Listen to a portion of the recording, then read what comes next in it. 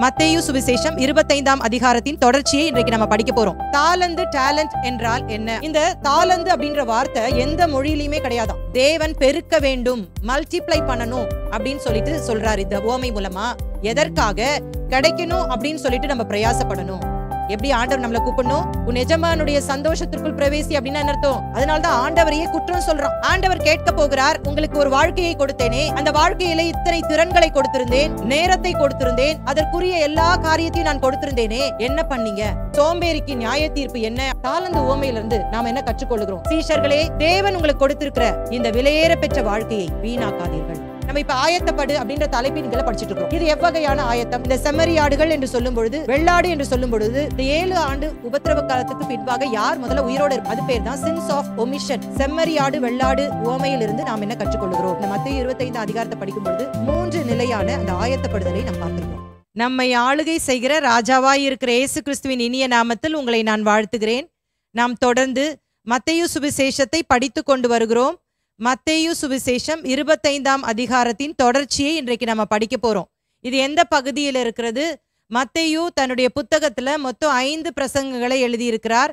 அதுல கடைசி பிரசங்கத்துல இந்த மத்தேயு 25ஆம் அதிகாரம் இருக்கிறது என்று சொல்லி நான் உங்களுக்கு சொல்லி கொடுத்திருக்கிறேன். அதனுடைய தலைப்பு என்ன? பிரசங்கம் 5, Sermon 5, கடைசி கால போதனைகள், The Apocalyptic Discourse. இதை இன்னொரு வகையில நம்ம சொல்லலாம், ஒலிவ மலையின் போதனைகள், த ஆலிவட் டிஸ்கோர்ஸ். இந்த மத்தேயு 25க்கு ஒரு தலைப்பு கொடுத்திருந்தோம், ஆயத்தப்படு, பி ரெடி.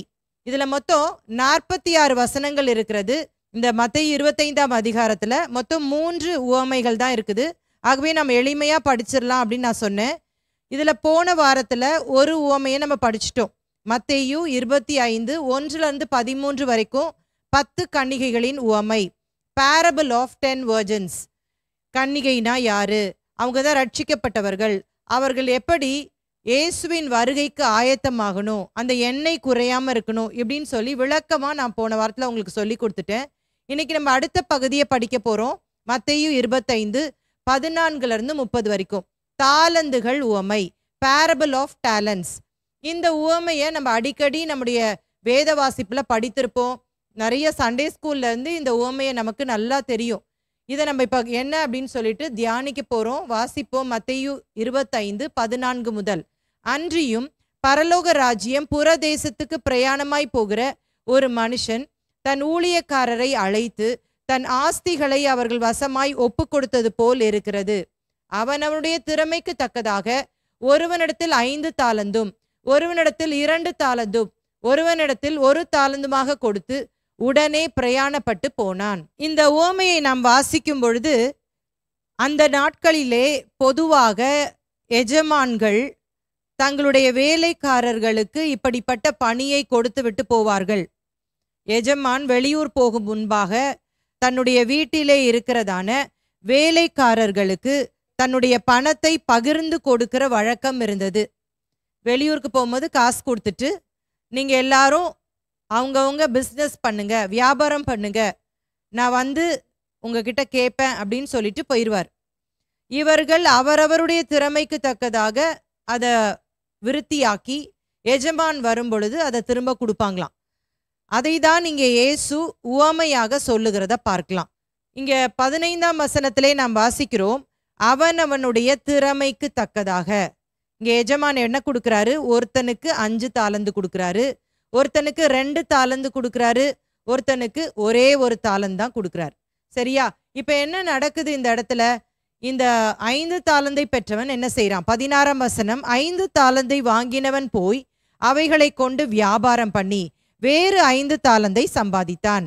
அப்படியே 2 தாலந்தை வாங்கினவனும் வேறு 2 தாலந்தை சம்பாதித்தான். 1 தாலந்தை வாங்கினவனோ போய் நிலத்தை தோண்டி தன் எஜமானுடைய பணத்தை புதைத்து வைத்தான். இந்த இடத்துல மறுபடியும் ஒரு வார்த்தை வருகிறது. அது என்னது? தாலந்து, டேலண்ட். தாலந்து டேலண்ட் என்றால் என்ன அப்படின்றத முதல்ல நம்ம படிக்க போறோம். பொதுவாக நமக்கெல்லாம் ஒரு எண்ணம் இருக்கிறது, தாலந்து அப்படின்னு சொன்னா பாடுகிறது தான் தாலந்து. இல்லாவிட்டால் ஒரு இசையில திறமையா அவங்க இசை வாசித்து கொண்டிருப்பார்கள் என்று சொன்னால் இவங்க இசையில தாளந்து பெற்றவர்கள் என்று சொல்லுவோம். நல்லா டான்ஸ் ஆடினாங்கன்னா அவங்க அந்த திறமையை அவங்க பெற்றிருக்கிறாங்க அப்படின்னு சொல்லுவோம். தாலந்து என்பது வேதத்தின் அடிப்படையில் என்ன அப்படிங்கிறத முதலாவது நம்ம பார்க்கணும். சரியா? இதற்கு ஆதாரமாக 1 நாளாகமம் 29ஆம் அதிகாரம் 5-7 வரைக்கும் நான் வாசிக்க போறேன். இது என்ன அப்படின்னு சொன்னா, தாவீது தன்னுடைய குமாரனாகிய சாலமோனுக்கு தேவாலயம் கட்டுவதற்காக ஏராளமான பொன் வெள்ளி போன்ற பொருட்களை சேகரித்து சாலமோன்ட்ட கொடுக்கிறார். அவர் கொடுப்பது மாத்திரமல்ல, தன்னுடைய ஜனமான இஸ்ரவேல் ஜனங்களுக்கு சொல்றாரு, தேவாலயத்துக்கு கட்டுவதற்கென்று சொல்லி காணிக்கையாக நீங்கள் கொடுக்க வேண்டும் மனப்பூர்வமாய் என்று சொல்லி சொல்றத பார்க்கலாம். வாசிக்கலாம் 5 முதல். இப்போதும் உங்களில் இன்றைய தினம் கர்த்தருக்கு தன் கை காணிக்கைகளை செலுத்த மனப்பூர்வமானவர்கள் யார் என்றான். அப்பொழுது வம்சங்களின் பிரபுக்களும் இஸ்ரவேல் கோத்திரங்களின் பிரபுக்களும் 1000 பேருக்கு அதிபதிகளும் 100 பேருக்கு அதிபதிகளும் ராஜாவின் வேலைக்காரராகிய பிரபுக்களும் மனப்பூர்வமாய் தேவனுடைய ஆலயத்து வேலைக்கு 5000 தாலந்து பொன்னையும் 10000 தங்க காசையும் 10000 தாலந்து வெள்ளியையும் 18000 தாலந்து வெண்கலத்தையும் 1,00,000 தாலந்து இரும்பையும் கொடுத்தார்கள். ஒருவேளை இது இந்த பழைய தமிழ்ல இருக்குது, நம்ம அது என்னன்னு பார்க்க போறோம். 5000 தாலந்து பொன் கொடுத்துருக்குறாங்க, 10,000 தாலந்து வெள்ளி, 18,000 தாலந்து வெண்கலம், 1,00,000 தாலந்து இரும்பு. ஏன்னா நமக்கு இந்த வேர்ட்ஸ்லாம் தெரியாது பாருங்களேன். 10,000, 18,000, 10,000 அப்படின்னா 10,000, 18,000னா 18,000. அது ஆங்கில வேதாகமத்தில் படிக்கும் பொழுது நமக்கு நல்லா புரியும். They gave toward the work on the temple of God 5,000 talents and 10,000 darics of gold, 10,000 talents of silver, 18,000 talents of bronze and 100,000 talents of iron. அப்போ உங்களுக்கு அந்த நம்பர்ஸ் இப்போ புரிஞ்சிருச்சா? இப்போ அந்த டேலண்ட் தாலந்து அப்படின்றது வருகிற வார்த்தை நம்ம சொல்ற பாடுற தாளந்து, டான்ஸ் ஆடுற தாளந்து, பிரசங்கம் பண்ற தாளந்து அப்படி இல்லைன்றது உங்களுக்கு புரியுதா? இப்போ சிலர் சொல்லுவாங்க, நீ பாடாமலே இருந்த அப்படின்னு சொன்னா ஆண்டவர் உனக்கு கொடுத்திருக்கிற இந்த தாளந்தை நீ இழந்து போயிருவ. எப்படி இந்த ஒரு தாளந்தை ஆண்டவர் பனிஷ் பண்ணாரோ அது மாதிரி நீ நரகத்துக்கு போயிருவேன்னு கூட சொல்றத நான் கேட்டிருக்கிறேன். இங்கே தாளந்து என்பது அது ஒரு எடையை குறிக்கிறதாக இருக்கிறது. அது ஒரு மணி, ஒரு பணத்தை குறிக்கிற ஒரு பொருளாக இருக்கிறது என்பதை நாம் விளங்கி கொள்ள வேண்டும். ஒரு தாளந்து அப்படின்னு சொல்லும் பொழுது அது வெள்ளியா இருக்கலாம், பொண்ணா இருக்கலாம், வெண்கலமா இருக்கலாம், இல்லாட்டா இரும்பா இருக்கலாம். இப்ப தங்கம் அப்படின்னு எடுத்துக்கிட்டோம்னா ஒரு தாளந்து அப்படின்னு சொல்லும் பொழுது கிலோ கணக்குல அது எப்படி சொல்லலாம்னா 36 கிலோ. இப்ப 1 கிலோ அப்படின்னு சொல்லும் பொழுது 1 கிலோ தங்கம் தோராயமா நம்ம எடுத்துக்கலாம் 45 லட்சம். அப்ப 36 கிலோ அப்படின்னு சொல்லும் பொழுது 162 மில்லியன். ஒரு சின்ன கணக்கு போட்டுக்கலாமே. இது என்ன அப்படின்னு சொன்னா, ஒரு தாளந்து அப்படின்னு சொல்லும் பொழுது ஒரு மனிதன் 20 ஆண்டுகளிலே வேலை பார்க்கிற அந்த சம்பளத்தின் தொகை. ஒரு 20 இயர்ஸ் அவன் வேலை பார்த்து எவ்வளோ பணம் அவனுக்கு கிடைக்குதோ அந்த தொகை தான், அந்த பணத்தின் அளவு தான் அந்த ஒரு தாளந்து. இதை 6000 டினாரியஸ் என்று சொல்லி கூட அழைக்கிறார்கள். இந்த உவமையில எஜமான் ஒருவனுக்கு 5 தாளந்தை கொடுக்குறாரு, ஒருவனுக்கு 2 தாளந்தை கொடுக்குறாரு, ஒருவனுக்கு ஒரே தாளந்து தான் கொடுக்குறாரு. நம்ம சொல்லக்கூடாது இவனுக்கு ஒரே ஒரு தாளந்து தான் கொடுத்தாரு அப்படின்னு சொல்லிட்டு. அந்த ஒரே தாளந்து எவ்வளோ வேல்யூபிள், எவ்வளவு அது வர்த் அப்படிங்கிறதா நான் உங்களுக்கு இப்போ சொல்லி கொடுத்தேன். 36 கிலோ தங்கம். 1 கிலோ தங்கமே 45 லட்சம் தோராயமாக வச்சுக்கிட்டோன்னா 162 மில்லியனை ஒரு தாளந்துடையவனுக்கு கொடுக்குறாரு அந்த எஜமான். அப்போ இனிமேல் நம்ம என்ன சொல்லக்கூடாது, ஐயோ ரொம்ப கொஞ்சோண்டு ஒன்னே ஒன்று தான் கொடுத்துருக்காரு அப்படின்னு சொல்லக்கூடாது. 20 வருட சம்பளத்தை ஒரு நாளில் இந்த எஜமான் கொடுத்துட்டார். சரியா? இப்போ இந்த 5 தாளந்து அப்படின்னு சொல்லும் பொழுது 36 × 5 நம்ம பெருக்கணும்னா 180 கிலோ பொன். 2 தாளந்து அப்படின்னு சொல்லும் பொழுது 36 × 2 பெருக்கணும்னா 72 கிலோ பொன் கொடுத்துருக்கிறாரு. ஒரு தாளந்து அப்படின்னும் போது 36 × 1 36 கிலோ பொன். அப்போ ஒருத்தருக்கும் அவர் எவ்வளோ பணம் கொடுத்துருக்கிறாருன்னு நீங்க பாருங்களேன். இந்த தாளந்து அப்படின்ற வார்த்தை எந்த மொழியிலையுமே கிடையாதான், எபிரேய மொழியில மட்டும்தான் இருக்குது அப்படின்னு சொல்றாங்க. எபிரேய மொழியில இதை தாலந்தும் என்று சொல்லி அழைக்கிறார்கள். தாலந்தும் அப்படின்னா அது ஒரு எடையை குறிக்கிறதான ஒரு சொல். இப்ப மத்தேயு முதன்முறையாக கிரேக்க மொழியில மத்தேயு புத்தகத்தை எழுதும் பொழுது கிரேக்க மொழியில இதற்கு என்ன சொல் இருக்கிறது என்று சொல்லி அவர் தேடியும் கண்டுபிடிக்காததுனால கிரேக்க மொழியில டேலண்டன் அப்படின்ற ஒரு வார்த்தையை இங்கே பயன்படுத்துகிறார். இன்றைக்கும் நீங்க கூகுள்ல போய் டேலண்டன் அதோடைய கூகுள் மீனிங் பார்த்தீங்க அப்படின்னா அது லார்ஜ் அமௌண்ட் ஆஃப் மணி என்று சொல்லி போடப்பட்டிருக்கிறது. மிகப்பெரிய ஒரு தொகை. இது பணம் சம்பந்தப்பட்ட ஒன்று. 13ஆம் நூற்றாண்டு வரைக்கும் ஆங்கிலத்திலையும் இங்கிலீஷ்லையும் டேலண்ட் அப்படின்ற வேர்டு இல்லை. இன்னைக்கு டேலண்ட் அப்படின்னும் போது நம்ம இங்கிலீஷ் டிக்ஷனரியிலேயே இருக்குது. ஆனால் 13ஆம் நூற்றாண்டு வரைக்கும் இங்கிலீஷில் அப்படி ஒரு வேர்டே கிடையாதாம். 13ஆம் நூற்றாண்டிலே கிரேக்க மொழியிலிருந்து ஆங்கிலத்திற்கு மொழியாக்கம் செய்யப்படும் பொழுதுதான் இதற்கு வார்த்தையை அந்த மொழியாக்கம் செய்கிறவர்கள் தேடினார்கள். வார்த்தை இல்லாததுனால அதே ஒலி சவுண்ட் வர மாதிரி டேலண்ட்னு போட்டாங்க. டேலண்ட்டும் இன் ஹீப்ரூ, டேலண்டன் இன் கிரீக், அதை டேலண்ட் இங்கிலீஷ். அப்போ தமிழ்லையும் இல்லை தானே, அதை தாளந்துன்னு போட்டுட்டாங்க. அதனால நமக்கு ஒரே கன்ஃபியூஷன் ஆகுது இது என்ன அப்படின்னு சொல்லிட்டு. இப்போ உங்களுக்கு விளங்கியிருக்கும்னு நினைக்கிறேன். பழைய ஏற்பாட்டிலேயே நான் இருந்து ஒரு வசனத்தை உங்களுக்கு வாசித்து காட்டினேன். இது ஒரு எடையை குறிக்கிறது, இல்லாவிட்டால் இது பணத்தை குறிக்கிறது என்பதை நாம் விளங்கி கொள்ள வேண்டும். இப்ப இதுக்கு ஒரு விளக்கத்தை நம்ம கொடுக்கலாமா? தாளந்து அப்படின்னு சொன்னா என்ன? தேவன் கொடுத்த திறமைகள் இந்த உலகில் அவருடைய மகிமைக்காகவும் திட்டத்திற்காகவும் நல்லதை செய்வதற்கான திறன்களை உங்களுக்கு வழங்க தேவன் உதவும் வழிகள். Talent means God given talents are ways that God helps you and the God given skills to do good in this world for his glory and plan. இதை உங்களுக்கு விளக்கி சொல்றேன் பாருங்களேன். நமக்கு எல்லாருக்கும் ஆண்டவர் ஒரே ஒரு வாழ்க்கையை கொடுத்திருக்கிறார், ரொம்ப ப்ரெஷியஸ்.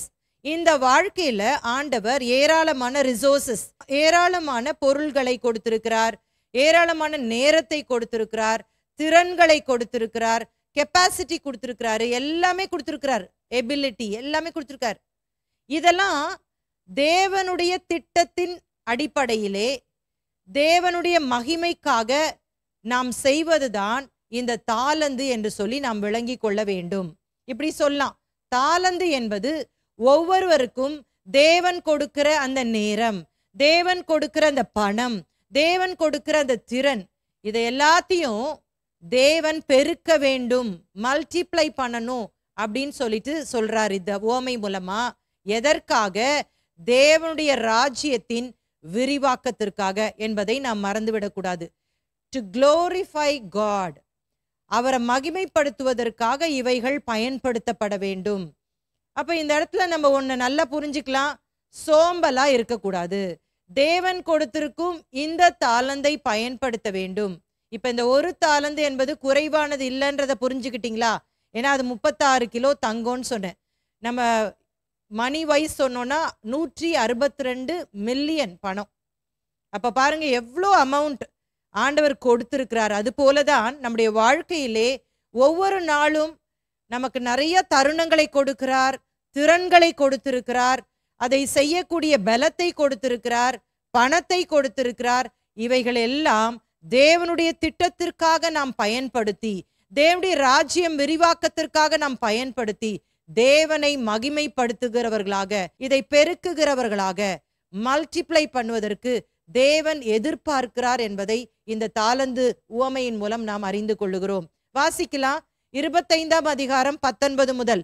வெகு காலமான பின்பு அந்த ஊழியக்காரருடைய எஜமான் திரும்பி வந்து அவர்களிடத்தில் கணக்கு கேட்டான்.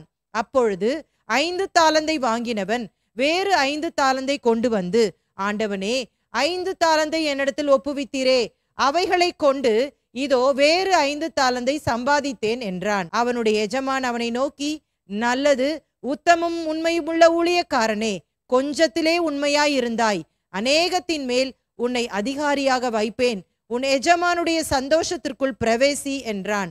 2 தாளந்தை வாங்கினவனும் வந்து, ஆண்டவனே, 2 தாளந்தை என்னிடத்தில் ஒப்புவித்தீரே, அவைகளை கொண்டு இதோ வேறு 2 தாளந்தை சம்பாதித்தேன் என்றான். அவனுடைய எஜமான் அவனை நோக்கி, நல்லது, உத்தமும் உண்மையும் உள்ள ஊழியக்காரனே, கொஞ்சத்திலே உண்மையாய் இருந்தாய், அநேகத்தின் மேல் உன்னை அதிகாரியாக வைப்பேன், உன் எஜமானுடைய சந்தோஷத்திற்குள் பிரவேசி என்றான். முதல் 2 நபர்கள் என்ன பண்றாங்க? ஒருவனுக்கு 5 தாலந்து கொடுக்கப்பட்டது. எஜமான் வராரு வெளியூர்ல இருந்து. வந்த உடனே எஜமான்ட்ட வந்து கணக்கு கொடுக்குறான். எஜமானே, நீங்க 5 தாலந்து கொடுத்தீங்க. அந்த 5 தாலந்து பெறுமதியான அந்த பணத்தை கொடுத்துட்டு போயிருந்தீங்க. இதுல நான் வியாபாரம் செஞ்சு உங்களுக்காக 5 நான் பெருக்கி இதை டபுள் ஆக்கியிருக்கேன். இதாங்க, இதை பாருங்க அப்படின்னு சொல்லிட்டு கொடுக்கறத பார்க்கலாம். 2வது ஒரு மனுஷனை நாம் பார்க்கிறோம். இவன்ட்ட எஜமான் 2 தாலந்து கொடுத்திருந்தார். 2 தாலந்துனாலும் மிக அதிகமான ஒரு தொகை என்று சொல்லி நான் சொன்னேன்ல, லார்ஜ் அமௌண்ட் ஆஃப் மணி தான். ஏன்னா ஒரு தாலந்தே சொல்லிட்டேன், 162 மில்லியன் என்று சொன்னேன். அப்ப இவன் வந்து என்ன சொல்றான்? நானும் இதை பெருக்கி டபுள் ஆக்கிட்டேன் எஜமானே. 2 பேருக்குமே எஜமான் சொல்லுகிற பதில் அதே தான். 5 தாலந்த பெற்றவனுக்கும் அதே பதில் தான் கொடுக்குறாரு. 2 தாலந்த பெற்றவனுக்கும் அதே பதில் தான் கொடுக்குறாரு. பாருங்களேன், என்ன சொல்றாரு? நல்லது, உத்தமமும் உண்மையும் உள்ள ஊழியக்காரனே. இன்னைக்கு நம்ம கிட்ட கூட ஆண்டவர் நிறைய தாலந்த கொடுத்துருக்கிறாரு. ஒரு நாள் நம்ம ஆண்டுடைய சமூகத்துல போகும் பொழுது ஆண்டவர்கிட்ட நம்ம என்ன செய்யணும்? கணக்கு ஒப்புவிக்க வேண்டும். அப்ப நமக்கெல்லாம் இந்த நல்ல சாட்சி கிடைக்கணும் அப்படின்னு சொல்லிட்டு நம்ம பிரயாசப்படணும். எப்படி ஆண்டவர் நம்மளை கூப்பிடணும்? நல்லது, உத்தமமும் உண்மையும் உள்ள ஊழியக்காரனே, வெல் டன் சர்வன்ட் அப்படின்ற அந்த சாட்சியை பெற்றுக்கொள்ளத்தக்கதாக நாம் இந்த பூமியிலே அவருக்காக பணி செய்ய வேண்டும். என்ன சொல்றாரு? கொஞ்சத்திலே உண்மையாயிருந்தாய். கொஞ்சமா கொடுத்திருந்தாரு. ஒரு தாலந்தே எவ்வளோ பெரிய அமௌண்ட். பூமியும் அது நிறைவும் கர்த்தருடையது என்று சொல்லி போடப்பட்டிருக்கிறது. இந்த பூமியில் உள்ள அனைத்தும் அவருக்கு சொந்தம். அப்ப அவருக்கு இது என்னன்னா கொஞ்சம்தான். நமக்கு இது பெரிய அமௌண்ட். அப்பா எவ்வளோ பெரிய காசு கொடுத்துருக்காரு, இவ்வளவு நிறைய தாலந்து கொடுத்துருக்கிறாரு அப்படின்னு.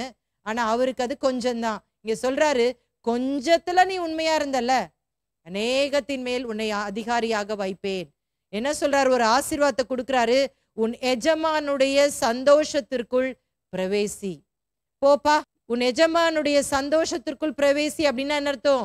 நான் இருக்கிற இடத்துல நீயும் இரு, அந்த பரலோகத்துக்கு உன்னை வரவேற்கிறேன் அப்படின்னு ரொம்ப அழகா இங்க சொல்றத நம்ம பார்க்கலாம்.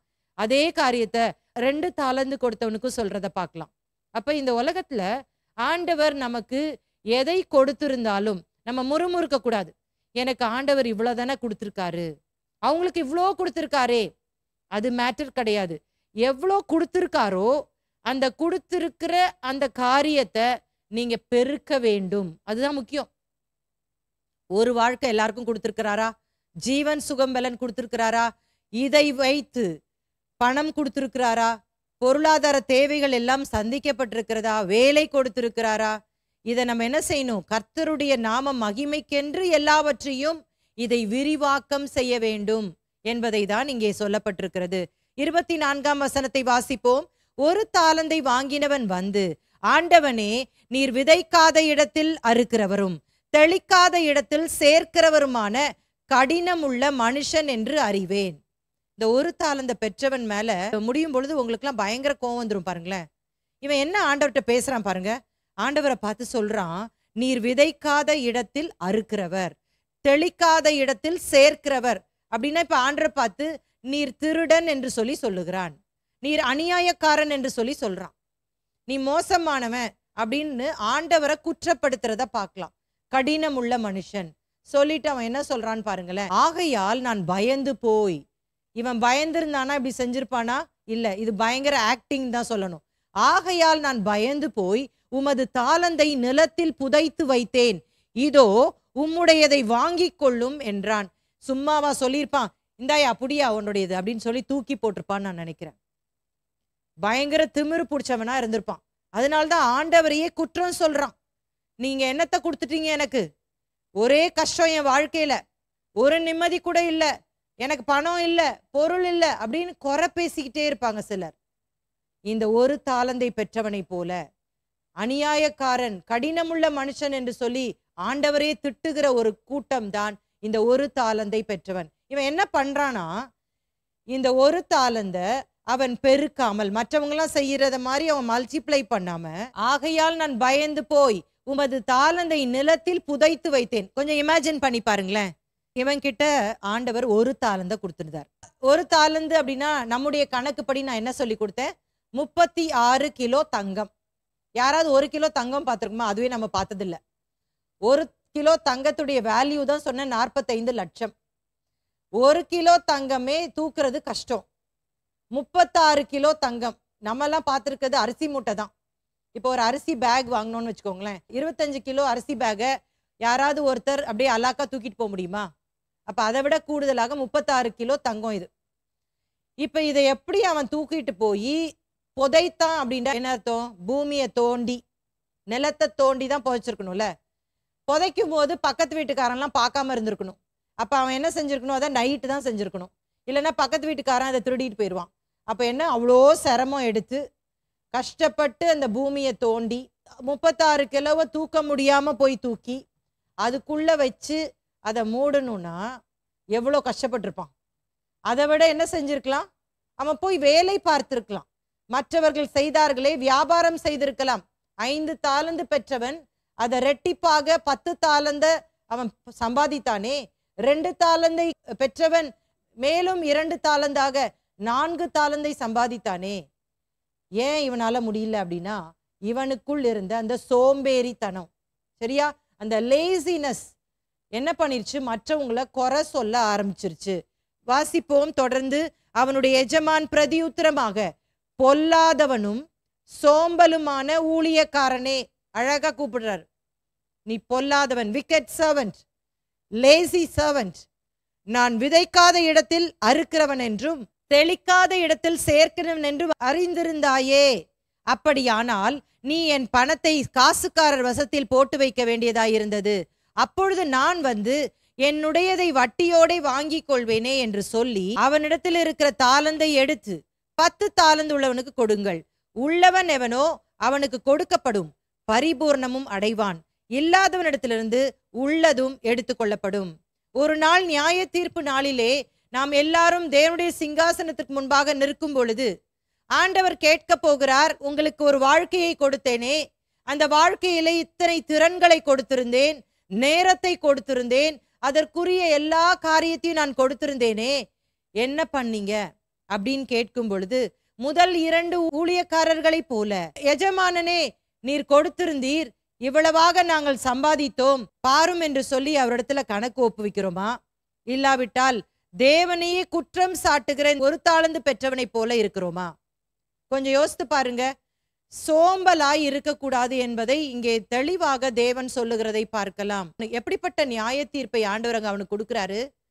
அவன்கிட்ட இருந்த அந்த 1 தாலந்தை எடுத்து 10 தாலந்து உள்ளவனுக்கு கொடுத்து விட்டு அவர் சொல்றாரு, உள்ளவன் எவனோ அவனுக்கு கொடுக்கப்படும், பரிபூர்ணமும் அடைவான், இல்லாதவனிடத்திலிருந்து உள்ளதும் எடுத்துக்கொள்ளப்படும் என்று சொல்லிவிட்டு சோம்பேறிக்கு நியாய தீர்ப்பு என்ன அப்படிங்கிறத பின்வரும் வசனம் சொல்லுது, நரகம், புறம்பான இருள். வாசிக்கலாமா? பிரயோஜனமற்ற ஊழியக்காரனாகி இவனை புறம்பான இருளிலே தள்ளி போடுங்கள், அங்கே அழுகையும் பற்கடிப்பும் உண்டாயிருக்கும் என்றான்.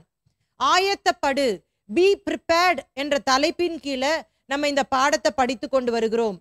போன வாரத்துல நம்ம படிக்கும் பொழுது அந்த 10 கன்னிகைகள், அவர்களே 5 பேர் எண்ணெய் வைத்திருந்தார்கள், 5 பேர் எண்ணெய் இல்லாமல் இருந்தார்கள். அதாவது விளக்கு எரிஞ்சிட்டு தான் இருந்துச்சு, அந்த எக்ஸ்ட்ரா எண்ணெய் அவங்க கிட்ட இல்லை. அது என்னெல்லாம் அப்படின்னு சொல்லிட்டு நான் உங்களுக்கு சொல்லி கொடுத்தேன். இந்த ஆயத்தங்கள் நமக்கு இருக்கணும்.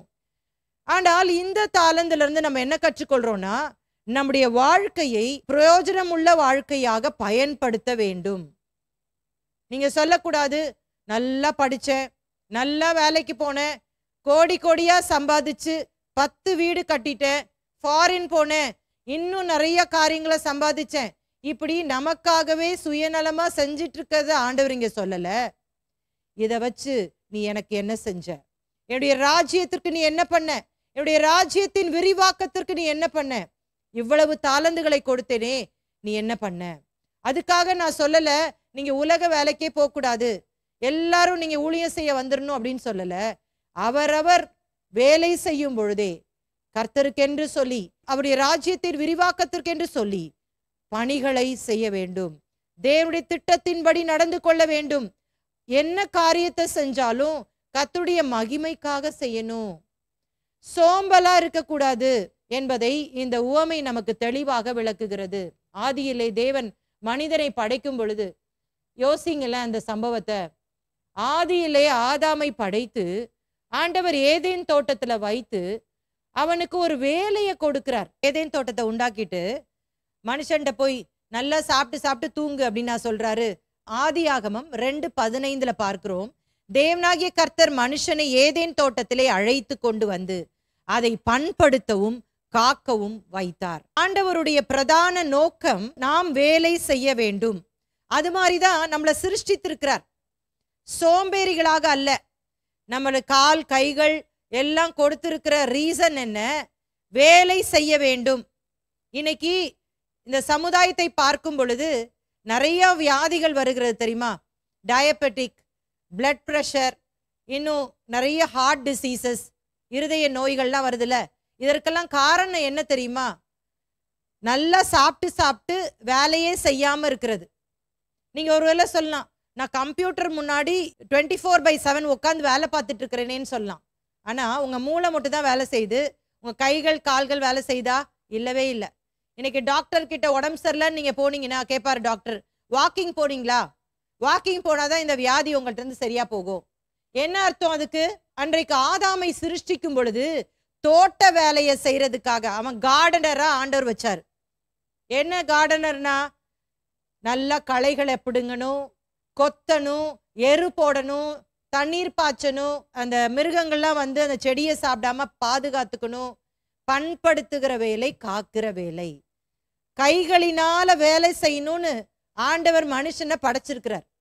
அவன் கைகளினால வேலை செய்யாம சோம்பேறியா உட்கார்ந்துட்டு இருந்தா இல்லாத வியாதியெல்லாம் கண்டிப்பா என்ன பண்ணும்? வரதான் செய்யும். எல்லா ஆர்கன்ஸும் வேலை செய்யற மாதிரி வேலை செய்யணும். சங்கீதத்தை நமக்கு ஒரு ஆசீர்வாதமான ஒரு வசனம் இருக்குது. எல்லாருக்கும் அந்த வசனம் ரொம்ப பிடிக்கும். சங்கீதம் 128 உன் கைகளின் பிரயாசத்தை நீ சாப்பிடுவாய், உனக்கு பாக்கியமும் நன்மையும் உண்டாயிருக்கும். உன் கைகளின் பிரயாசம். என்ன பிரயாசம்? கைகளினால வேலை செய்யறது. கஷ்டப்பட்டு வேர்வை சிந்தி வேலை செய்யணும். அப்படி செய்யும் பொழுது பூமி தன்னுடைய பலனை உங்களுக்கு கொடுக்கும் என்று சொல்லி வேதம் சொல்லுகிறது. ஆனால் இன்றைக்கு அநேகர் ஆண்டவர் தங்களுக்கு கொடுத்திருக்கிற அந்த தாளந்தை, அந்த நேரத்தை வேஸ்ட் பண்றத பார்க்கலாம். அவங்களுக்கு ஒரு பேர் பைபிள்ல சொல்லப்பட்டிருக்கிறது. ஆண்டவர் அழைக்கிற பேர் என்னது? சோம்பேறி, லேசி அப்படின்னு கூப்பிடுறார். நீதிமொழிகள்ல நீங்க படிச்சீங்க அப்படின்னு சொன்னா நிறைய விஷயங்கள் இந்த சோம்பேறித்தனத்தை குறித்து சாலமோன் ஞானி சொல்றத பார்க்கலாம். நிறைய பேர் என்ன பண்ண மாட்டாங்கன்னா நீதிமொழிகளை படிக்க மாட்டாங்க. ஒரு சில வசனங்களை நான் வாசிக்கிறேன். நீதிமொழிகள் 10:4 சோம்பர் கையால் வேலை செய்கிறவன் ஏழையாவான், சுறுசுறுப்புள்ளவன் கையோ செல்வத்தை உண்டாக்கும். நிறைய பேர் என்ன பண்ணுவாங்கன்னா சொத்தை வித்து வித்து சாப்பிட்டுட்டே இருப்பாங்க. ரொம்ப ஒரு பரிதாபமான நிலையில. இதை திட்டணும்னா யாரை திட்டுவேன் தெரியுமா? அவங்க பெற்றோரை தான் சொல்வேன். இப்படிப்பட்ட சோம்பேறிகளுக்கு சொத்தே கொடுத்துருக்க கூடாது. சொத்து கொடுத்துருக்கிறனாலதான் அவன் சொத்தை வித்து சாப்பிடுறான். இல்லைன்னா ஒழுங்கா உழைச்சு சாப்பிட்டுருப்பான். ஒரு சிங்கத்தை பாருங்கள், என்னதான் காட்டுக்கு ராஜாவா இருந்தாலும் ஒரு குறிப்பிட்ட நேரத்துல அந்த சிங்கக்குட்டி தானே போய் வேட்டையாடி சாப்பிடுவதை அந்த சிங்கம் விரும்பும். சிங்கக்குட்டிகள் பட்டினிலாம் கிடைக்காது. அது என்ன செய்யும்? ஓடி ஆடி வேட்டையாடி அது சாப்பிட்ரும். சோம்பலா இருக்கிற பிள்ளைகளை பெற்றோர்கள் சரியா டீல் பண்ணணும். இல்லைன்னா அவங்க இன்னும் சோம்பேறியா மாறிடுவாங்க. நல்ல படித்த நல்ல வேலை பார்த்த பெற்றோரா இருக்கும். நல்லா காசுலாம் சேர்த்து வச்சு, வீடெல்லாம் வாங்கி வச்சு, நிலங்கள்லாம் வாங்கி வச்சு நம்முடைய பிள்ளைகள் நல்லா இருக்கணும்னு நினைச்சு வச்சிருப்பாங்க. இந்த பிள்ளை என்ன பண்ணும்? ஒண்ணுமே வேலைக்கே போகாது. உட்காந்து உட்காந்து வித்து வித்து வித்து சாப்பிட்டு சாப்பிட்டு அழிச்சுக்கிட்டே உட்கார்ந்துருக்கும். இவர்களுடைய தண்டனை என்ன என்று சொல்லி வேதம் சொல்லுகிறது? நரகம். சீஷர்களே, நம்ம ஜெபம் பண்ணலாம், பைபிள் வாசிக்கலாம், பெரிய பெரிய பிரசங்கத்தை கூட செய்யலாம், எல்லாம் பண்ணலாம். ஆனால் நம்ம சோம்பலா இருக்கக்கூடாது என்று சொல்லி வேதம் சொல்லுகிறது. கடினமாக போய் உழைக்க வேண்டும். நம்முடைய கால் கைகளிலே கர்த்தருக்காக உழைக்க வேண்டும். குடும்பத்தை கவனிக்க வேண்டும். ஆண்டவர் நமக்கு கொடுத்திருக்கிற குடும்பம் பிள்ளைகளை போஷிக்க வேண்டும். இல்லாவிட்டால் ஒரு நாளிலே தேவனுடைய சிங்காசனத்திற்கு முன்பாக நாம் நிற்க வேண்டியதற்கும். அன்றைக்கு ஆண்டவர் சோம்பலான பொல்லாத ஊழியக்காரனே, புறம்பான இருளிலே தள்ளுங்கள் என்று சொல்லி சொல்லுவார். அந்த நாள் வருவதற்கு முன்பாக இன்றைக்கே மனம் திரும்புவோம். தாலந்து உவமையிலிருந்து நாம என்ன கற்றுக்கொள்ளுகிறோம்? தேவன் அனைவருக்கும் தாலந்து கொடுத்திருக்கிறார். சிலர் சொல்றதை நான் கேட்டிருக்கிறேன், ஐயோ அவங்களுக்கெல்லாம் எவ்வளோ தாலந்து தெரியுமா, செம்ம இன்டெலிஜென்ட்டுங்க, அவங்க இப்படி பண்றாங்க அப்படி பண்றாங்க சொல்லுவாங்க. ஆனா ஆண்டவர் சொல்றாரு, யாரையுமே நான் சும்மா விடல, எல்லாருக்குமே ஒரு தாலந்தையாவது நான் கொடுத்துருக்கிறேன். ஒரு தாலந்தாவது நிச்சயமா உங்களுக்குள்ள இருக்கும். ஒரு தாலந்துனா நீங்க லேசா எடுத்துடக்கூடாது. ஒரு தாலந்து தானே கொடுத்துருக்காரு, அவங்களுக்கு 5 கொடுத்துருக்காருன்னு சொல்லாதீங்க. அதுக்குதான் அவங்களுக்கு இவ்வளோ விளக்கத்தை நான் கொடுத்திருக்கிறேன். ஒரு தாலந்து என்று சொல்லும் பொழுது 162 மில்லியன் விலை மதிப்புள்ள திறமைகளை கொடுத்திருக்கிறார். உடனே பணத்தை கொடுத்துருக்காருன்னு நினைச்சிடாதீங்க. அதுலயும் திறமை, நேரம், நல்லா தூங்கி தூங்கி அந்த நேரத்தெல்லாம் வேஸ்ட் பண்ணிட்டு இருக்கிறீங்க. காலையில எழும்புறது, சாப்பிடுறது, தூங்குறது, இதான் பிரதானமான வேலை. அந்த 162 மில்லியன் விலை மதிப்புள்ள நேரத்தை கொடுத்திருக்கிறார், திறனை கொடுத்திருக்கிறார், பணத்தை கொடுத்திருக்கிறார், பலத்தை கொடுத்திருக்கிறார். அதை நீங்க தானே பயன்படுத்தணும், ஞாபகம் வச்சுக்கணும். 2வது, தாலந்தை கொடுத்த தேவனுக்கு கணக்கு ஒப்புவிக்க வேண்டும். எல்லாரும் ஞாபகம் வச்சுக்கணும். நமக்கு தாலந்து கொடுத்திருக்கிறாருன்னா ஒரு தாலந்தாவது கொடுத்திருப்பாருன்னு சொன்னேன். கண்டிப்பா ஒரு நாள் இயேசுனுடைய சிங்காசனத்துக்கு முன்பாக கணக்கு கொடுக்கணும். 3வதாக நான் சொல்லும் பொழுது என்ன சொல்லலாம்னா, சோம்பலாய் இருக்கக்கூடாது. எல்லாம் தெளிவா படிச்சிட்டோம். முதல் 5 தாலந்த பெற்றவனும் சரி, 2 தாலந்த பெற்றவனும் சரி, அவங்களால முடிந்ததை செஞ்சு கொண்டாந்து கணக்கு கொடுத்தாங்க. 2 பேருக்குமே ஆண்டவர் அதே ஆசீர்வாதத்தை கொடுத்தாரு. ஆனா சோம்பலா இருக்கிறவனுக்கு நரகத்துக்கு அனுப்பினார் பார்த்தீங்களா? அதனால நம்ம சோம்பலா இருக்கக்கூடாது. சோம்பலா இருந்தால் நரகம் என்பதை நாம் விளங்கி கொள்ள வேண்டும். தாலந்தை பயன்படுத்தினவர்களுக்கு அதே பலன் கிடைக்கும். சீஷர்களே, தேவன் உங்களுக்கு கொடுத்திருக்கிற இந்த விலையேற பெற்ற வாழ்க்கையை வீணாக்காதீர்கள். இதான் நம்ம கத்துக்கிறோம். ஆண்டவர் அவரவருக்கு திறமைக்கு தக்க ஆண்டவர் இந்த தாலந்துகளை கொடுத்திருக்கிறார். ஆகவே அதை பயன்படுத்திக் கொள்வோம். அடுத்த உவமைக்கு போயிடலாம். செம்மறி ஆடு வெள்ளாடு உவமை, parable of sheep and goat. மத்தேயு 25ஆம் அதிகாரம் 31 46 வரைக்கும் இந்த உவமையை குறித்து படிக்கிறோம். வாசிக்கலாம். அன்றியும் மனுஷகுமாரன் தமது மகிமை பொருந்தினவராய் சகல பரிசுத்த தூதரோடும் கூட வரும்போது தமது மகிமையுள்ள சிங்காசனத்தின் மேல் வீற்றிருப்பார். இது எப்ப நடக்கும்? நம்ம இப்ப ஆயத்தப்படு அப்படின்ற தலைப்பின் கீழே படிச்சுட்டு இருக்கிறோம். இது எவ்வகையான ஆயத்தம் அப்படிங்கிறதையும் நம்ம பார்க்க போறோம். முதல் உவமையை படிக்கும் பொழுது இயேசுவின் ரகசிய வருகையை குறித்ததான ஆயத்தத்தை சொல்றாரு. 2வது தாலந்து உவமை அப்படி படிக்கும்போது நம்ம வாழ்க்கையில நமக்கு கொடுத்திருக்கிறத பயன்படுத்துகிற ஆயத்தத்தை நமக்கு கற்றுக் கொடுக்கிறார். லத்தாஜிக்கா வாழ்ந்துடாதீங்க, சோம்பேறியா இருந்துடாதீங்க, தூங்கிட்டே இருக்காதீங்க, அதை பயன்படுத்தி பெருக்க வேண்டும், ஏனென்றால் கணக்கு கொடுக்க வேண்டும் என்று சொல்லி விளக்கமா படிச்சிட்டோம். இந்த சம்பவம், இந்த உவமை எப்ப நடக்க போகுதுன்னு முதல்ல நம்ம படிச்சிடலாம். இதே காரியத்தை வெளிப்படுத்தின விசேஷம் 19ஆம் அதிகாரத்துல இதே வார்த்தை பயன்படுத்தப்பட்டிருக்கிறது. என்ன வார்த்தை பயன்படுத்தப்பட்டிருக்கிறது? இதே மாதிரி மனுஷகுமாரன் தமது மகிமை பொருந்தினவராய் சகல பரிசுத்த தூதரோடு கூட வரும்போது தமது மகிமையுள்ள சிங்காசனத்தின் மேல் வீற்றிருப்பார். இது என்ன அப்படின்னு சொன்னா, சிலர் என்ன சொல்றாங்க, இது அந்த வெள்ளை சிங்காசன நியாய தீர்ப்பு. கடைசி கால அந்த டைம் லைன் சொல்லி தந்தேன். அது சொல்லி தரும் பொழுது நான் என்ன சொன்னேன், இப்ப கிருபையின் காலம், சபையின் காலம் போயிட்டு இருக்குது. திடீர் என்று சொல்லி ரகசியமாய் இயேசு கிறிஸ்து வருவார். அப்பொழுது மணவாட்டி சபை எடுத்துக்கொள்ளப்படும். சபை எடுத்துக்கொண்ட பிற்பாடு 7 வருடங்கள் இங்கே உபத்திரவ காலம் நடைபெறும். முதல் 3.5 ஆண்டுகள் உபத்திரவ காலம், 2வது 3.5 ஆண்டுகள் மகா உபத்திரவ காலம்.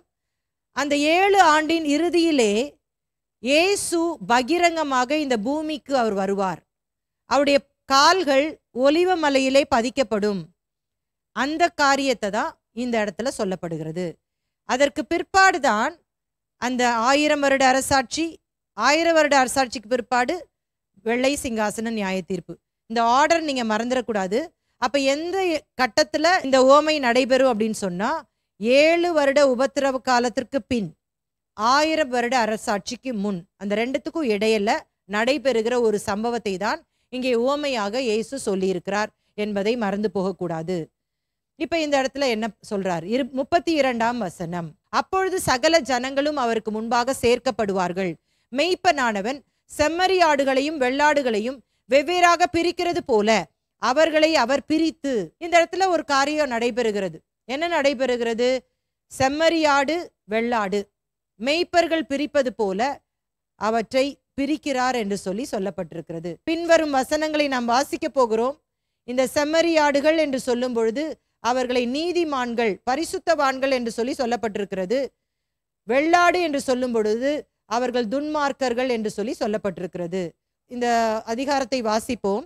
செம்மறியாடுகளை தமது வலது பக்கத்திலும் வெள்ளாடுகளை தமது இடது பக்கத்திலும் நிறுத்துவார். அப்பொழுது ராஜா தமது வலது பக்கத்தில் நிற்பவர்களை பார்த்து, பாருங்கள், என் பிதாவினால் ஆசீர்வதிக்கப்பட்டவர்களே, உலகம் உண்டானது முதல் உங்களுக்காக ஆயத்தம் பண்ணப்பட்டிருக்கிற ராஜ்யத்தை சுதந்தரித்துக் கொள்ளுங்கள். இப்ப என்ன சொல்றாரு?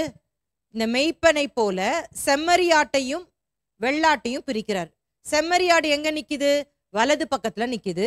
வெள்ளாடு எங்க நிக்குது? இடது பக்கத்துல நிக்குது.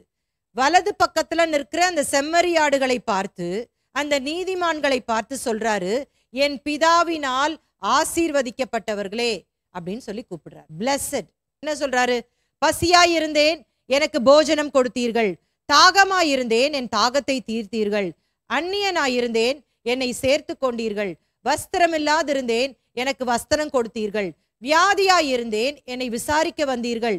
காவலில் இருந்தேன், என்னை பார்க்க வந்தீர்கள் என்பார். அப்பொழுது நீதிமான்கள் அவருக்கு பிரதியுத்தரமாக, ஆண்டவரே, நாங்கள் எப்பொழுது உம்மை பசியுள்ளவராக கண்டு உமக்கு போஜனம் கொடுத்தோம்? எப்பொழுது உம்மை தாகமுள்ளவராக கண்டு உம்முடைய தாகத்தை தீர்த்தோம்? எப்பொழுது உம்மை அந்நியராக கண்டு உம்மை சேர்த்து கொண்டோம்? எப்பொழுது உம்மை வஸ்திரம் இல்லாதவராக கண்டு உமக்கு வஸ்திரம் கொடுத்தோம்? இப்ப அவங்க கேக்குறாங்க, எப்ப ஆண்டவரே நாங்க இதெல்லாம் செஞ்சோம்? நாங்க பார்க்கவே இல்லையே, யாருக்கும் அப்படி நாங்க செஞ்ச மாதிரி தெரியலையே. நீங்க வந்தீங்களா? நான் பார்க்கலையே. எப்ப உங்களுக்கு நாங்க ட்ரெஸ் கொடுத்தோம்? எப்ப நாங்க சாப்பாடு கொடுத்தோம்? எப்ப நாங்க உதவி செஞ்சோம்? எப்ப நீங்க காவல்ல இருந்து உங்களை விடுவிச்சோம்? இதெல்லாம் கேட்கிறாங்க. கேட்ட உடனே இங்கே நியாயாதிபதியாக மெய்ப்பனாக காண்பிக்கப்படுகிற இயேசுடைய பதில் என்ன? அதற்கு ராஜா பிரதியுத்தரமாக, மிகவும் சிறியவராகிய என் சகோதரரான இவர்களில் ஒருவனுக்கு நீங்கள் எதை செய்தீர்களோ அதை எனக்கே செய்தீர்கள் என்று மெய்யாகவே உங்களுக்கு சொல்லுகிறேன் என்பார். இப்ப பாருங்க, இந்த இடத்துல நான் ஒரு காரியத்தை சொல்லணும். நான் இந்த சம்பவம் எப்ப நடக்கும்னு சொன்னேன்? 7 ஆண்டுகள் உபத்திரவ காலத்திற்கு பின்பாக. இந்த 7 ஆண்டு உபத்திரவ காலத்துக்கு பின்பாக யார் முதல்ல உயிரோடு இருப்பாங்க என்பதை நீங்கள் தெரிந்து கொள்ள வேண்டும். இப்ப பாருங்க, கிருபையின் காலம் இறுதியில சபை எடுத்துக்கொள்ளப்பட்டுச்சு. மீதி இப்ப யார் இருப்பாங்க? கைவிடப்பட்ட சபை, யூதர்கள், பொது ஜனங்கள். அந்தி கிறிஸ்து வருவான், 666 முத்திரையை போட சொல்லுவான். கைவிடப்பட்ட சபைக்கு தெரியும் இவன் சாத்தானுடைய ஆளு, போடக்கூடாதுன்னு சொல்லி ரெஃப்யூஸ் பண்ணுவாங்க. அதை அவர்கள் ஏற்றுக்கொள்ள மாட்டார்கள். ஏற்றுக்கொள்ளாதவர்களை என்ன பண்ணிடுவான்? கொலை செஞ்சிருவான். சிலர் காம்ப்ரமைஸ் பண்ணி அந்த 666 முத்திரையும் போட்டுக்குவாங்க. இப்ப இந்த நேரத்துல யூதர்களுக்கும் அந்தி கிறிஸ்துக்கும் எந்த பிரச்சனையும் வராது. அவங்க 2 பேரும் ரொம்ப ஒற்றுமையா இருப்பாங்க. அதனால அந்தி கிறிஸ்து இவர்களை அந்த 666 முத்திரையை போடுவதற்கு கம்பல் பண்ண மாட்டான். ஆனா நான் என்ன சொன்னேன்? 3.5 ஆண்டுகள் இறுதியில தான் அந்த அக்ரிமெண்ட்டை, உடன்படிக்கையை உடைச்சு அவங்க தேவாலயத்துக்குள்ளேயே உட்காந்து என்னை ஆராதின்னு சொல்லும் பொழுது, முத்திரையை போடுன்னு சொல்லும் பொழுது, இவங்கெல்லாம் யூதேயாவுக்கு ஓடிப்போங்கன்னு ஆண்டவர் சொன்னார் இல்லையா? மலைகளுக்கு ஓடிப்போங்க அப்படின்னு அந்த லாஸ்ட் டேஸ்ல நடக்கிற அந்த கஷ்டமான காரியத்தை தான் அங்க இயேசு சொல்றாரு. அப்ப இந்த டைம்ல யாரெல்லாம் அந்தி கிறிஸ்து கிட்ட மாட்டிக்கிட்டாங்களோ அவங்கள கொலை செஞ்சிருப்பான். ஸோ அவங்களும் கொஞ்சம் பேர் செத்து போயிருப்பாங்க. ஆனா 144,000 பேர் என்று சொல்லி ஆண்டவர் ஒரு கூட்டத்தை பிரித்திருப்பார். வெளிப்படுத்தல நம்ம வாசிக்கிறோம். அவங்க இப்ப இருப்பாங்க. 7 ஆண்டு இறுதியில அவங்க எல்லா உபத்திரத்தையும் தாக்கு பிடிச்சி ஒளிஞ்சு கிழிஞ்சு அவங்க இருப்பாங்க. கைவிடப்பட்ட சபை இருக்கிறாங்களா அப்படின்றது டவுட்டு தான். ஒருவேளை ஒரு சிலர் கைவிட்டு எண்ணீர்லாம் இருப்பாங்களா இருக்கும். மேக்சிமம் எல்லாரும் ரத்த சாட்சியா செத்துருப்பாங்க, இல்லைன்னா அந்தி கிறிஸ்துவோட ஆளா மாறி இருப்பாங்க. அப்புறம் பொது ஜனங்கள் கொஞ்சம் பேர் இருப்பாங்க. இப்போ அந்த 7 ஆண்டு உபத்திரவ காலத்திற்கு பிற்பாடு என்ன நடக்கும்னு சொன்னேன்? அர்மகெதோன் அப்படின்ற அந்த இடத்துல அந்தி கிறிஸ்துவுக்கும் இயேசுவுக்கும் யுத்தம் நடக்கும். அவர் வாயிலிருந்து வர அக்கினியே அவங்களெல்லாம் சுட்டரித்து போட்டுரும். அப்ப அந்த இடத்துல ஒரு பெரிய அழிவு உண்டாகும். அந்தி கிறிஸ்துவ போய் பாதாளத்துல கட்டி வச்சிருவாரு. அந்தி கிறிஸ்துவோட ஆட்கள் எல்லாரும் அவனோடு கூட போயிருவாங்க. அப்ப மீதம் உள்ளவங்க ரொம்ப கொஞ்சம் பேர் தான் இருந்தாங்க. இந்த கொஞ்சம் பேரை தான் இங்க ராஜாவாய் இருக்கிற இயேசு பிரிக்கிறார். இவங்க யாரு? இந்த நீதிமான்கள் யாரு? இந்த துன்மார்க்கர்கள் யாரு?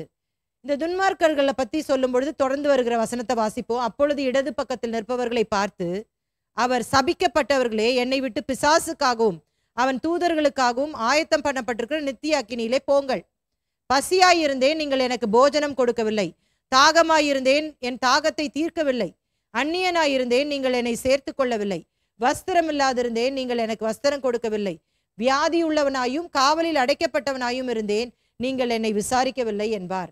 அப்பொழுது அவர்களும் அவருக்கு பிரதியுத்தரமாக, ஆண்டவரே, உம்மை பசியுள்ளவராகவும் தாகமுள்ளவராகவும் அந்நியராகவும் வஸ்திரமில்லாதவராகவும் வியாதிப்பட்டவராகவும் காவலில் அடைக்கப்பட்டவரோ நாங்கள் எப்பொழுது கண்டு உமக்கு உதவி செய்யாதிருந்தோம் என்பார்கள். அப்பொழுது அவர் அவர்களுக்கு பிரதியுத்தரமாக, மிகவும் சிறியவர்களாகிய இவர்களில் ஒருவனுக்கு நீங்கள் எதை செய்யாதிருந்தீர்களோ அதை எனக்கே செய்யாதிருந்தீர்கள் என்று மெய்யாகவே உங்களுக்கு சொல்லுகிறேன் என்பார். இந்த ராஜா ரெண்டா பிரிக்கிறார்.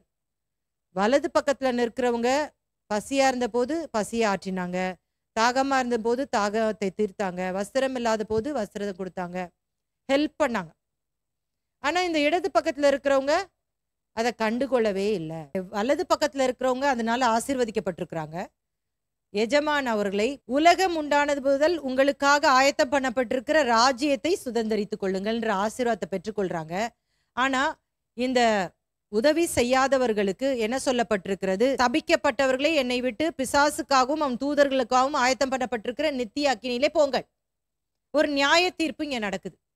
நரகத்துக்கு போங்க அப்படின்னு சொல்லி இங்க சொல்றாரு.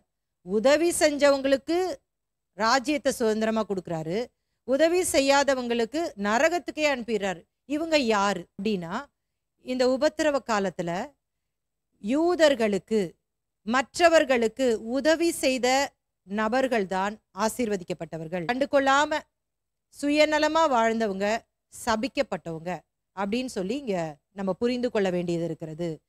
தொடர்ந்து வருகிற வசனத்தை நாம் வாசிக்கும் பொழுது, அந்தபடி இவர்கள் நித்திய ஆக்கினை அடையவும் நீதிமான்களோ நித்திய ஜீவனை அடையும் போவார்கள் என்றார். அப்ப இந்த நபர்கள்தான் அந்த 1000 வருட அரசாட்சியிலே நித்தியமாக இயேசுவோடு வாழவும், மீதமுள்ளவர்கள் நித்திய ஆக்கினையான நரகத்திற்கு தள்ளப்படவும் வேண்டும் என்ற அந்த காரியத்தை உவமையின் மூலமாக இயேசு இங்கே விவரித்து சொல்லுகிறார். அப்ப இந்த இடத்துல ராஜா யார்? அவர் இயேசு கிறிஸ்து. இந்த சம்பவம் எப்பொழுது நடக்கும்னு சொன்ன 7 வருடத்திற்கு பின்பு, 1000 வருட அரசாட்சிக்கு முன்பு, அதற்கு இடையே நடக்கிற சம்பவம். இன்னும் குறிப்பிட்டு சொல்லணும்னா, அர்மகதோன் யுத்தத்திற்கு பிற்பாடு ஆண்டவர் இதை நியாயம் தீர்க்கிறார் 2 ஜனங்களை. இப்ப இங்க என்ன பிரச்சனை? இங்க என்ன ஆண்டவருடைய கிரைட்டீரியாவா இருக்கு பாருங்களேன். இது ஏன் வெள்ளை சிங்காசன நியாய தீர்ப்பு இல்லை அப்படின்னு நான் உறுதியா சொல்ல முடியுது அப்படின்னா, வெள்ளை சிங்காசன நியாய தீர்ப்பு வெளிப்படுத்தின விசேஷத்துல எழுதப்படும் பொழுது அங்க என்ன சொல்லப்பட்டிருக்கிறது? ஜீவ புஸ்தகத்தில் பெயர் எழுதப்படாதவனாய் இருக்கிறவனை ஆண்டவர் 2ஆம் மரணமாகிய அக்கினி கடலிலே தள்ளப்படுகிறார். ஜீவ புஸ்தகத்துல யாருடைய பேர் எழுதப்பட்டிருக்கோ? இயேசு கிறிஸ்துவை ஏற்றுக்கொண்டவருடைய பேர். யார் இயேசுவை விசுவாசித்து அந்த பாவ மன்னிப்பின் நிச்சயத்தை பெற்று ரட்சிக்கப்பட்டிருக்கிறார்களோ அவருடைய பேர் தான் ஜீவ புஸ்தகத்துல எழுதியிருக்கோம். அப்ப அது யாருக்கு அந்த வெள்ளை சிங்காசன நியாய தீர்ப்பு? இந்த உலகம் உண்டானது முதல் பிறந்து வாழ்ந்து மரித்த அனைவருக்கும் கொடுக்கப்படுகிற ஒரு நியாய தீர்ப்பு. அப்ப இந்த நியாய தீர்ப்பு பாருங்களேன், படிப்படியா நடைபெறுகிறத பார்க்கலாம். மணவாட்டியை எடுத்துக்கொள்ளப்படுகிறதுனால மணவாட்டிக்கு எந்த நியாய தீர்ப்புமே இல்லை. ஏன்னா இங்கேயே ஆண்டவர் மணவாட்டியை ஃபில்டர் பண்ணிடுறாரு. போன அந்த உவமையில நான் சொல்லும் பொழுது சொன்னேன், எவ்வளோ ஆயத்தங்கள் இருக்கணும் அப்படின்னு சொல்லி கொடுத்தேன்ல. அந்த எண்ணெய் அப்படின்னு சொல்லும் பொழுது ராஜ கம்பீரம் அப்படின்னு சொன்னேன், தேவனை ஆராதிக்கணும்னு சொன்னேன், பைபிளை ஒழுங்கா கத்துக்கணும், ஒழுங்கா மற்றவங்களுக்கு சொல்லி தரணும், இன்னும் ஆனந்த தைலம் சந்தோஷமா எப்போன்னு இருக்கணும், ஐக்கியம் அப்படின்ற அந்த அபிஷேகம் இருக்கணும், கடிந்து கொள்ளுதல் அப்படின்ற அந்த இதை ஏற்றுக்கொண்டு இப்படிலாம் இருந்தா மட்டும்தான் மணவாட்டியா மாற முடியும். மற்றவங்கெல்லாம் மணவாட்டியா எடுத்துக்கொள்ளப்படவே முடியாது என்பதை வேதம் தெளிவா சொல்லுது. அப்ப இங்கேயே என்ன பண்ணிடுறாரு? மணவாட்டியை ஃபில்டர் பண்ணி தான் பரலோகத்துக்கு கூட்டிட்டு போறாரு. உங்களுக்கு அது புரிஞ்சிருச்சா? அப்ப அவளுக்கு என்ன இல்லை? நியாய தீர்ப்பு இல்லை. சபைக்கு நியாய தீர்ப்பு கிடையாது. சபைக்கு பலன் மட்டும்தான். அவனவன் செய்கைக்கு தக்க பலனை அந்த நாளிலே கர்த்தர் கொடுப்பார். சரியா? ஆனா அதுக்கு பிற்பாடு கைவிடப்பட்ட சபைக்கு என்ன நியாய தீர்ப்பு? இரத்த சாட்சியா மறிக்கிறதா நியாய தீர்ப்பு. ஏன்னா அவங்க 666 முத்திரையை அவங்க எடுத்துட்டாங்கன்னா அவங்க நிரந்தரமா நரகத்துக்கு போயிட வேண்டிதான். அதனால இவங்க என்ன பண்ணப்படுவாங்க? உபத்திரவப்படுத்தப்படுவாங்க, கொலை செய்யப்படுவாங்க. அதுதான் அவங்களுக்கு தேவன் கொடுக்கிற நியாய தீர்ப்பு. அப்புறம் இந்த மத்தேயு 25ல இப்ப நம்ம படிச்ச உவமை, செம்மறியாட்டையும் வெள்ளாட்டையும் ஆண்டவர் பிரித்து அந்த நியாய தீர்ப்பை கொடுக்கிறார். உதவி செய்தவர்கள், உதவி செய்யாதவர்கள், நன்மை செய்தவர்கள், நன்மை செய்யாதவர்கள் என்ற அந்த காரியத்தை அவர் பிரிக்கிறாரு. இதுக்கும் மனந்திரும்புதலுக்கும் எந்த சம்பந்தமும் இல்லை. யாரெல்லாம் உபத்திரவத்துல நினைச்சிருந்தாங்களோ, இயேசுவை அக்செப்ட் பண்ணாங்களோ, அவங்க எல்லாரையுமே ஆண்டவர் பிரிக்கிறார், அவ்வளவுதான். ஆனா அந்த வெள்ளை சிங்காசன நியாய தீர்ப்பு என்பது முழுக்க முழுக்க ரட்சிக்கப்படாதவர்களுக்கு கொடுக்கப்பட போகிற நியாய தீர்ப்பு என்பதை நாம் மறந்து போய்விடக் கூடாது. இப்ப இதுல இருந்து நம்ம என்ன கற்றுக்கொள்ளணும் அப்படின்னு சொன்னா, சீஷர்களா இருக்கிற நாம், அதாவது நம்முடைய வாழ்க்கையிலே ஆண்டவர் சொல்லி இருக்கிற காரியங்களை செய்ய வேண்டும். இதை செய்யாத அப்படின்னு சொல்றத செய்யக்கூடாது. இதை செய்யின்னு சொல்றத செய்யணும். செய்யாத அப்படின்னு சொல்றத மட்டும் செய்யாம இருக்கிறோம், அதனால நம்ம தப்பிச்சிடலாம் அப்படின்னு சொல்லி அல்ல. ஆண்டவர் எதை செய்யணும் அப்படின்னு சொல்றாரோ அதை கட்டாயம் சீஷர்கள் செய்யணும். அப்படி செய்யாம இருந்தோம் அப்படின்னு சொன்னா அது பேர் தான் சின்ஸ் ஆஃப் ஒமிஷன். செய்ய வேண்டியவற்றை செய்யாமல் இருப்பது. இந்த ஓமையிலிருந்து நம்ம அதை தான் கத்துக்கிறோம். நமக்கு திராணி இருக்கும் பொழுது நன்மையை செய்யணுமா, நன்மை செய்ய திராணி இருக்கும் பொழுது அதை செய்யத்தக்கவர்களுக்கு செய்யாமல் இராதே என்று சொல்லி வேதம் சொல்லுகிறது. ஏழை எளிய மக்களுக்கு உதவ வேண்டும். இரக்கமுள்ளவர்கள் பாக்கியவான்கள், அவர்கள் இரக்கம் பெறுவார்கள் அப்படின்னு சொல்லி தரும் பொழுது அந்த பாக்கிய வசனங்கள்ல ஒண்ணு, சரீர ரீதியான இரக்கமும் இருக்கணும், ஆவிக்குரிய ரீதியான இரக்கமும் இருக்கணும். இதுல பேலன்ஸ் நமக்கு இருக்கணும். ஒரு சமநிலை சீஷர்களாய் வாழணும்னு சொன்னேன். அப்போ சரீர ரீதியா அவங்களுக்கு ஏதாவது கஷ்டங்கள் இருக்கும் பொழுது அதுக்கு வேண்டிய காரியங்களை அவங்களுக்கு கொடுக்கணும். சாப்பாடு இல்லையா சாப்பாடு தரணும், ட்ரெஸ் இல்லையா ட்ரெஸ் தரணும். அதற்கு பிற்பாடு அவங்களுக்கு ரட்சிப்பையும் கொடுக்கணும். அப்ப நான் சொல்லித்தரும் போதே சொன்னேன், சிலர் சாப்பாடு கொடுப்பாங்க, எல்லாம் கொடுப்பாங்க, நான் ரட்சிப்பை பத்தி சொல்லாமே போயிடுவாங்க. சிலர் ரட்சிப்பை பத்தி சொல்லிட்டே இருப்பாங்க, உண்மையா அவங்களுடைய நீடு என்னன்னு கண்டுக்கவே மாட்டாங்க. ரெண்டும் பண்ணக்கூடாதுன்னு நான் சொன்னேன். நம்முடைய இந்திய தேசத்திற்கு மிஷினரிகள் வெளிநாட்டிலிருந்து நம்ம ஊருக்கு வரும்பொழுது இந்தியா ஒரு பின்தங்கிய நாடாக இருந்தது. சரியான உடை அணிய மாட்டாங்க, வெறும் பேசிக்கான உடை மட்டுமே ஆண்கள் அணிந்திருந்தார்கள், பெண்கள் அணிந்திருந்தார்கள். ஏன்னா பணம் கிடையாது, நல்ல ஆகாரம் கிடையாது, நல்ல உணவு கிடையாது, இதெல்லாம் ரொம்ப கஷ்டம். அதனால இங்க வந்த அந்த ஆங்கிலேயர்கள் நமக்கு எப்படி சுவிசேஷத்தை ஆரம்பித்தார்கள் என்று சொன்னால், ஷார்ட்டா இப்படி சொல்லலாம், 3 S: சூப், சோப், சால்வேஷன். சூப்னா உணவு, சோப்னா பேசிக் நீட்ஸ், அத்தியாவசிய தேவைகள், சால்வேஷன் என்பது ரட்சிப்பு. வந்த உடனே பார்த்தாங்க சாப்பாடே இல்லை, இவங்க கிட்ட போய் இயேசு எப்படி சொல்ல முடியும்? முதல்ல ஆகாரம் கொடுத்தாங்க. ரெண்டாவது அவங்களுக்கு துணிமணி இல்லை, ஒன்றும் இல்லை, படிப்பு இல்லை, ஸ்கூல் இல்லை, காலேஜ் இல்லை, ஹாஸ்பிட்டல்ஸ் இல்லை, மருத்துவமே இல்லாம நிறைய பேர் செத்து போயிட்டு இருந்தாங்க. மருத்துவமனைகளை கட்டினார்கள், கல்வி நிறுவனங்களை நிறுவினார்கள், எல்லாம் பண்ணாங்க. பண்ணிட்டு இயேசுவை அவர்களுக்கு சொன்னாங்க. இன்னைக்கு வரைக்கும் எத்தனையோ மிஷினரிமார்கள் கட்டி வைத்திருக்கிற அந்த பள்ளிகள், கல்லூரிகள், மருத்துவமனைகள் நம்முடைய இந்திய தேசத்திலே இருக்கிறது. இதற்கு காரணம் என்ன? இயேசு அன்றைக்கு சொல்லியிருந்த அந்த நன்மை செய்ய வேண்டும் என்று சொல்லியிருந்த அந்த கட்டளைக்கு கீழ்ப்படிந்து கர்த்தருடைய பிள்ளைகளுக்கு மாத்திரமல்ல எல்லாருக்கும் நன்மை செய்து அதன் மூலமாக சுவிசேஷத்தை அறிவித்தார்கள். லூக்கா சுவிசேஷம் 16ஆம் அதிகாரத்திலே லாசரு ஐஸ்வர்யவான் சம்பவத்திலே நம்ம என்ன படிக்கிறோம் அப்படின்னு சொன்னா, ஐஸ்வர்யவான் பயங்கரமான விபச்சாரம் பாவம் பண்ணா, லாசரு அடிச்சான் அப்படிலாம் போட்டிருக்கா? இல்லவே இல்லை. லாசருக்கு அவன் சாப்பாடு கொடுக்கல. அவன்கிட்ட இருந்த பிரச்சனை அது ஒண்ணுதான் இருந்துச்சு. அவனால செய்ய முடியும், ஆனா அவனுக்கு கொடுக்கறதுக்கு மனசு இல்லை.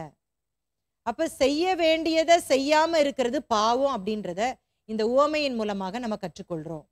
இப்ப நம்ம செய்ய வேண்டாததை நம்ம செய்யாம இருக்கிறோம் அப்படின்ற திருப்தியோடு வாழாமல் ஆண்டவர் எதை செய்ய சொல்லி இருக்கிறாரோ அதை கட்டாயம் செய்ய வேண்டும் என்பதை தான் இந்த உவமை நமக்கு விளக்குகிறது. செம்மறியாடு வெள்ளாடு உவமையிலிருந்து நாம் என்ன கற்றுக்கொள்ளுகிறோம்?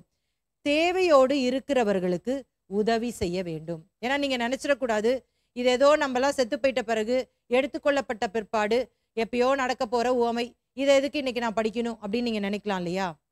நம்ம எதுக்கு படிக்கிறோம் அப்படின்னா நன்மை செய்யணும் மற்றவங்களுக்கு அப்படிங்கிறத இயேசு இந்த உவமையின் மூலமா நம்ம கற்றுத்தராரு.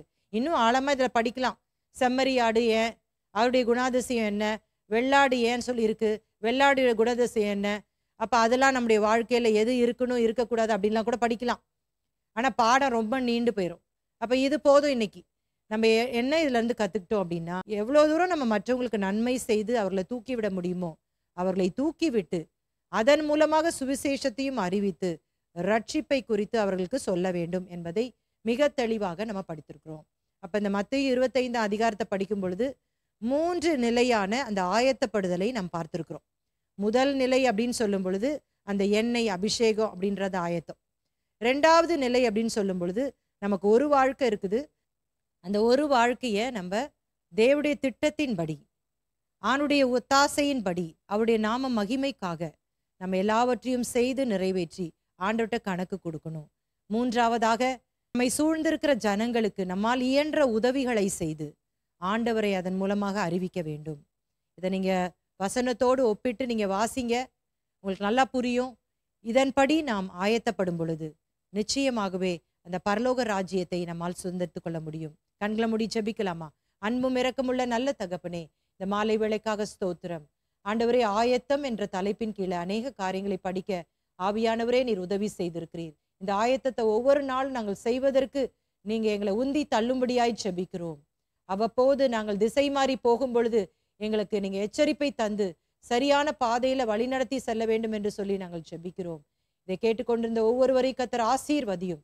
ஒரு நாளும் பொல்லாங்கன் இவருடைய சிந்தையில இருக்கிற இந்த சத்தியங்களை பறித்து கொண்டு போய்விடாத படிக்கு ஆண்டவரே, இதை 30, 60, 100 பலன் கொடுக்கத்தக்கதாக ஆண்டவரே நீர் கிருபை தர வேண்டும் என்று சொல்லி நாங்கள் ஜெபிக்கிறோம்.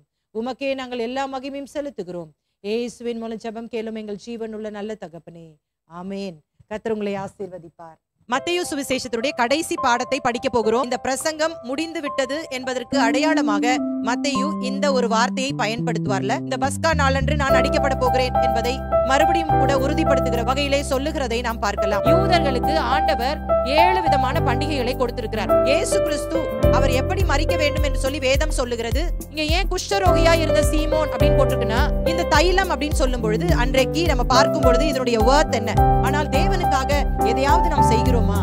ஆண்டவருடைய எக்ஸ்பெக்டேஷன் என்ன அப்படின்னா, எனக்கு ரொம்ப ஆசையா இருக்கு இதை படிக்கும் போது, ஆண்டவரே நான் பரலோகத்துல உண்மை முகமுகமாய் பார்க்கும் பொழுது என்ன பார்த்து நீங்க இதை சொல்வீங்களா ஆண்டவரே? இப்ப இந்த யூதாஸ் காரியோத்து யாரு? யாருக்குள்ளெல்லாம் பண ஆசை இருக்குதோ அவனுக்குள்ள சாத்தான் ஈஸியா போயிடும். இந்த பஸ்காவின் போது அந்த வீட்டின் தலைவர் என்ன பண்ணுவாரா, அந்த அப்பம் இருக்குல்ல, அந்த அப்பத்தை உயர்த்தி பிடிச்சு ஒரு ஜெபத்தை அவர் ஏறெடுப்பாராம். என்ன ஜெபம்? இந்த இடத்துல பாத்தீங்கன்னா அவர் பாடினாராம். யாருக்காவது இந்த கியூரியாசிட்டி இருக்கா? அவர் என்ன பாட்டு பாடியிருப்பாரு? இந்த இடத்துல பாருங்களேன், ஆகிலும், அதை நான் நல்லா ரெட் கலர்ல உங்களுக்கு ஹைலைட் பண்ணி காட்டியிருக்கேன். என்ன இது? இந்த பகுதியில நீங்க வாசிக்கும் பொழுது இயேசு 3 முறை இந்த ஜெபத்தை செய்யறதாக நம்ம வாசிக்கிறோம். இந்த இடத்துல என்ன ஜெபம் பண்றாரு பாருங்களேன். இந்த பாத்திரம் அப்படின்னு சொல்லும் பொழுது இத ரொம்ப ஒரு முக்கியமான வார்த்தை பாருங்க. ஏன் ஆண்டவர் கெத்செமனே தோட்டத்துல ஜெபிக்கிறார் தெரியுமா? ஒரு மாரல் சப்போர்ட் அப்படின்னு சொல்றோம்ல, அது மாதிரி மனுஷனாகிய தேவனுக்கு அது தேவைப்பட்டது. ஆனா அது கூட அங்க கிடைக்கவே இல்லை அப்படின்றதா ரொம்ப ஒரு பரிதாபமான விஷயம் இல்ல. இயேசு அதை எக்ஸ்பெக்ட் பண்ணாரு சீஷர்கிட்ட இருந்து, ஆனா அவருக்கு அது கிடைக்கவே இல்லை.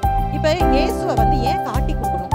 போர் சேவகர் யார்? லேகியோன் என்பது என்ன அப்படின்னு போடப்பட்டிருக்குன்னா, 2 கள்ளர்களையும் 2 பக்கத்திலையும் போட்டு சிலுவையிலே அறையறாங்க. இந்த முடிவை எடுத்தது யார்? 30 வெள்ளிக்காசு என்பது சிலுவையில் இயேசு சொன்ன 7 வார்த்தைகள். ஜீவனை விட்டார். அப்ப அந்த நாள் என்ன நாள் தான்? யூதராஜ சிங்கமாக மரணத்தை ஜெயமாக விழுங்கி அவர் உயிரோடு எழும்பி 40 நாட்கள் அளவும் பலருக்கு அவர் காணப்பட்டார் என்று சொல்லி வேதம் சொல்லுகிறது. கடைசியாக தம்முடைய சீஷர்களுக்கு கிரேட் கமிஷன், பிரதான கட்டளை என்று சொல்லி அவர் கொடுக்கிறதை பார்க்கலாம். அப்ப நம்ம இயேசுடைய போதனைகள் எல்லாத்தையும் படிச்சிட்டோம். ஆனா நம்ம இப்ப செய்ய வேண்டியது என்ன? ஒரே லைன்ல சொல்லி இந்த பாடத்தை நிறைவு செய்ய விரும்புகிறேன். சீஷராகுவோம், சீஷராக்குவோம். இந்த முழு காரியத்தையும் நாம் கடைபிடிக்க வேண்டுமானால் நாம் எப்படி இருக்க வேண்டும் என்பதை இந்த காரியம் வெளிப்படுத்துகிறது.